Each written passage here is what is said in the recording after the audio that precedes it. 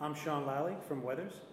The work that I'm doing is always somewhere between landscape architecture and architecture. And my interest above all, whether you call it whatever you want to call it, is creating physical boundaries that orchestrate, or that organize activity, whatever that activity could be. What I'm trying to look at is energy as an actual building material. And to give a kind of an example, in architecture, we tend to always use surfaces and geometry as an act of mediation. So we always mediate with a geometry and surface. So whether it's anything from the external, whether it's weather, context, what have you, it always either bounces off, gets absorbed, or moves through it. But it's always that mediation.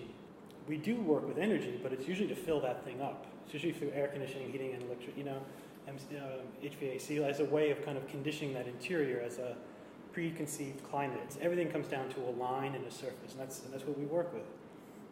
I think sometimes when people hear me talk about it, it feels as if like I have a vendetta against geometry and surfaces, and there's not the question whatsoever. I mean, my point is though that geometry and surface have been such an a priori approach. Like when you draw on a sketch on a napkin, when you open up any software, you're drawing a line.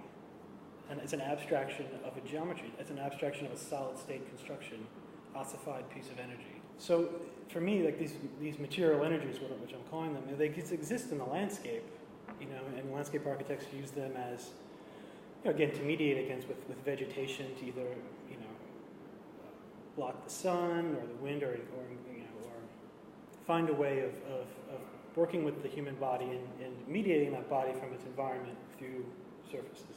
So what I'm trying to figure out is, can we work with energy as an actual building block? So the question is, if we can take a step back and start thinking about gradients, because an energy works as a gradient field. It doesn't work as an individual surface or a line. It's more of a gradient condition.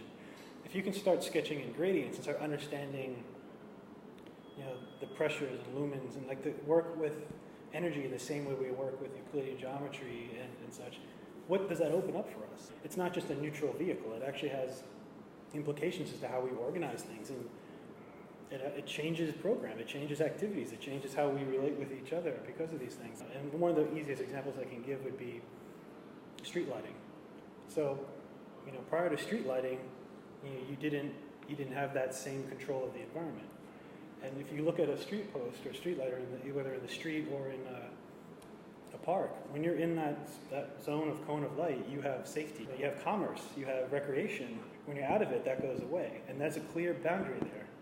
So for me, it's really going from an architecture of mediation to an architecture of an active context. This was a project at the Mack Center in Los Angeles, the Schindler House, and we were each given one room to work in, and I chose the outside garden. And what I wound up doing was designing these six box shapes.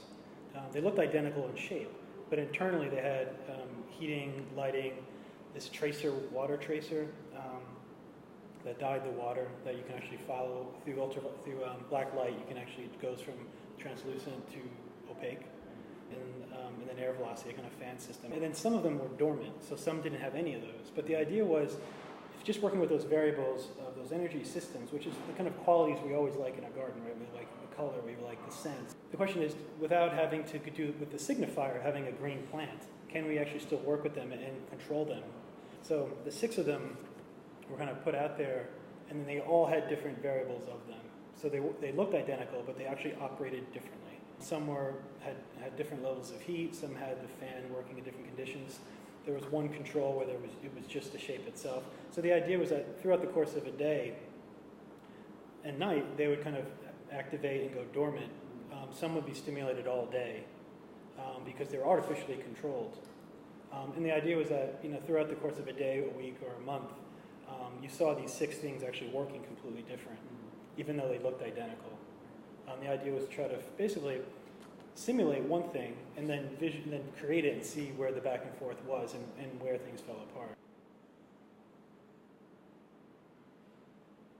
Writing has been a big part of the design practice in a way. Being able to think about them through essay has really kind of pushed the ideas further. When I write, it gives me a freedom to have to reinterpret that same initiative that I had and kind of play it out through a different just a different variable. It's just a different medium. So with these concept spreads, they're visual links between the writings and the designs.